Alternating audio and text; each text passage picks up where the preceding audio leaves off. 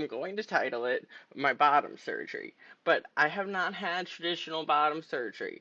This is a different type of bottom surgery that I would like to explain to people because maybe you could get similar bottom surgery and have some solace from it.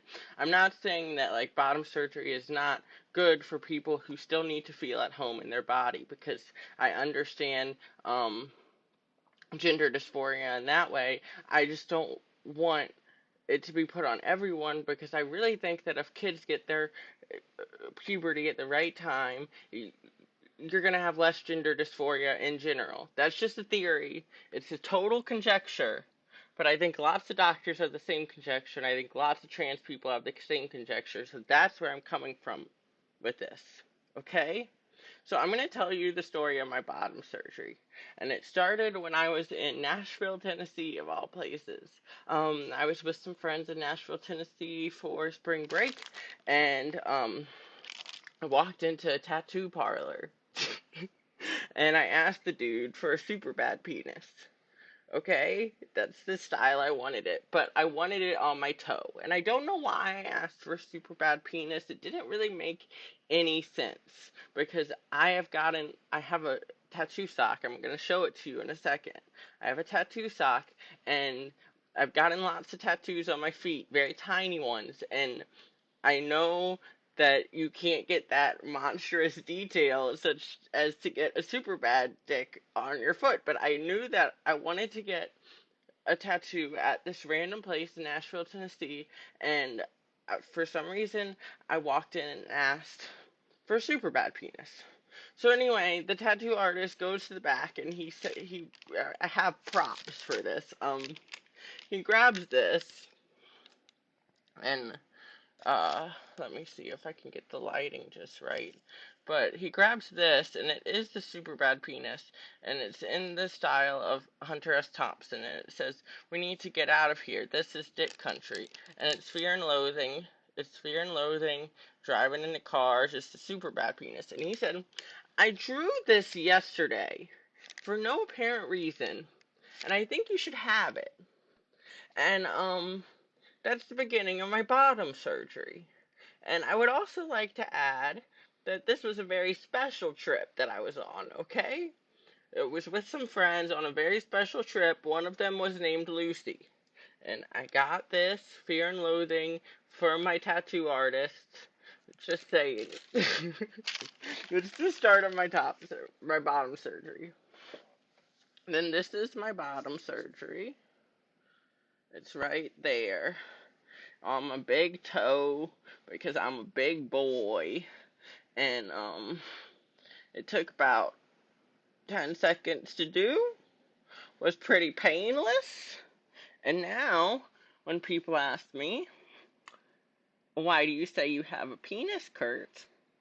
Well, I say because I'm trans and that's how it is, and then I point them to my bottom surgery. So that's just that's just what I've decided to do. And also, I mean, I walk around with flip-flops a lot, so like girls know my exact size and everything. Although, like, normally I'll censor it. I'll censor it on, like, when I accidentally take pictures of my feet. But nevertheless, there it is in broad daylight. Some other things that I say I have, is $1 billion. Although I would say that my penis is more real than $1 billion. But this is my $1 billion tattoo. Oh, right there. It's 420 times 10 to the ninth, which is $420 billion. And the only reason I got it because I don't want to be a billionaire, and I think billionaires are full of crack shit. Because why do you need that much money? Like, I understand lots of it is like in assets and stuff, but even why do you why do you got that much ass, man? Um, but I got the $420 billion tattoo, and this is like the most important thing, and it's really diverges from bottom surgery altogether. So we've already gone over the bottom surgery. If you want bottom surgery, go get it. If you want my bottom surgery, I highly encourage you to make it a fad. Let's do it, guys. But I got $420 billion tattooed on my foot because I met this dude Bobby in a bar one time.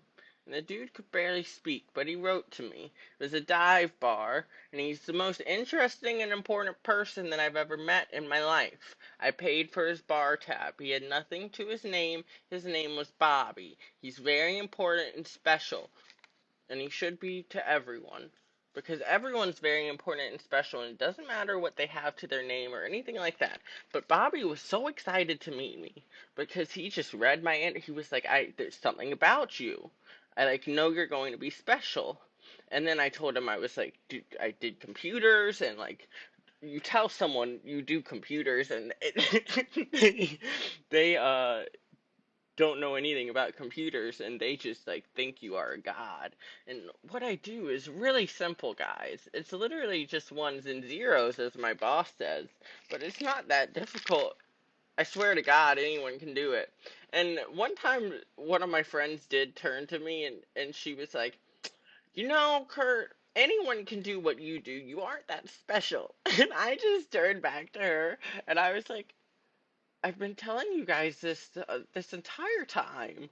And you think for some reason I'm an egotistical bastard just because I think I'm special and I tell you guys you're special and you just like don't seem to get the second part. You just get the first part. But I have no ego. If I'm special, everyone else is because I am just part of the universe. Okay, that's what I believe, and you don't have to believe it, but that's what I believe. That's what's going on in my head of crazy. Okay, so I think I'm very special. I also think you're very special, and I think Bobby's the most special person on earth. And no one else thinks he's special, except for maybe his immediate family. But this is what Bobby wrote to me, because like I said, he couldn't speak very well, but we had a very nice conversation, and I only kept one piece of paper that he wrote me, but like we had lots and lots of paper, talking in this dive bar, and he wrote me this. He said, possibly you could be a billionaire. I spend it, I don't worship it. People worship it. It being money. And I love Bobby for this because I hate money. And I use it every single chance I get. I love to give away money. And maybe, like, I will probably be homeless one day. But I really, like, I've got to, like, I don't see that happening. But I also like just I give away money like crazy, and it does kind of sound like I have something wrong with me to give away all this money, but I think that you guys have something wrong with you to like hoard your money until you die, then you just have lots of it and you give it to your kids. I have a cat as a kid, and I've never been in a relationship in my life, so that's where that's going. But anyway, he said that I could be a billionaire, and I just really took it to heart because, like, if I can be a billionaire, why not be a billionaire today? Like, what am I waiting on? So I went to the tattoo parlor and got $420 billion tattooed on my foot. It wasn't exactly in that order. Like, it took me a little bit to get to this realization, but it did directly have to do with Bobby. Because Bobby said that I was going to be a billionaire, and I was like, Bobby said, and I'm never gonna be a billionaire, but like, what makes a billionaire any different than me, except for that he's taken all of his money and probably all the money and resources and probably exploited people to get it. Like, I don't really. What makes a billionaire? Just the money that they refuse to give away. Like, if I, like, let's just hoard money, guys. And that makes us as important. We're important because we hoard money and don't use it. I guess you can't come up with really important companies without your money. So, I've never done that, but I, now we're getting into communism versus capitalism. I don't really know, guys. I'm more into like I don't know. Sharing is caring. That's what I'm into. I think we need to like wave it around more. I think that static economies just like make it so that the greedy can exploit it.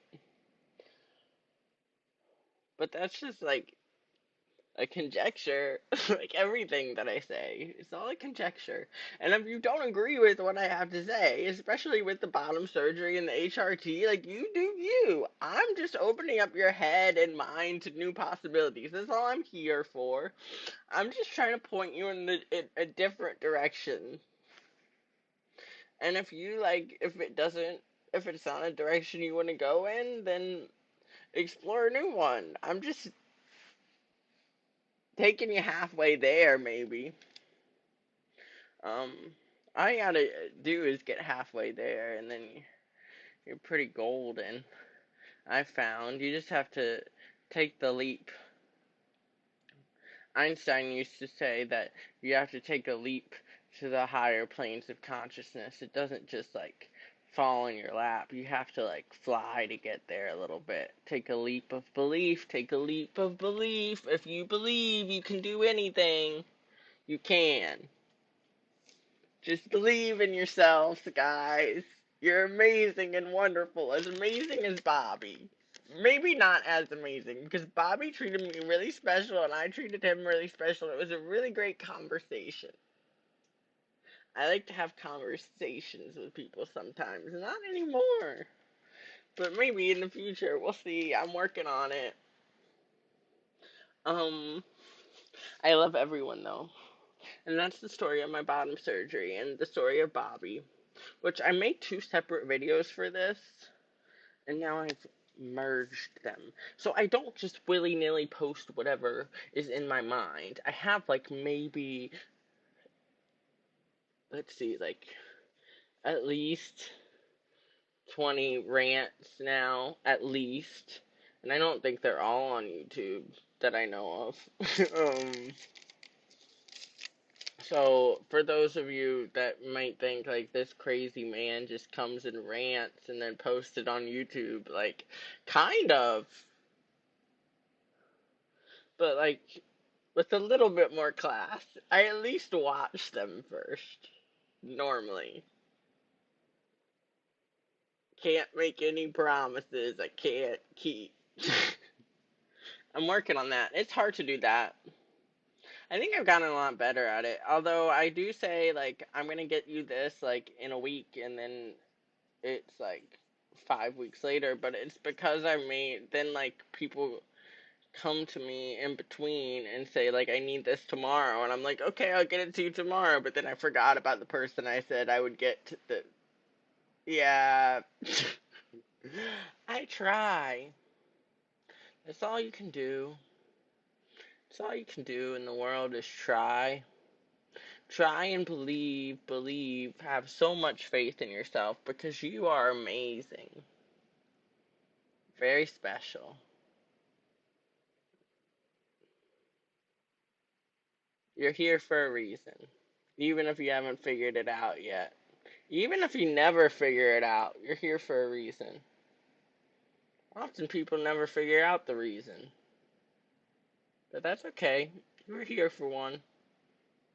Like it or not, that's just how life goes. We're riding the wave of possibility and freedom,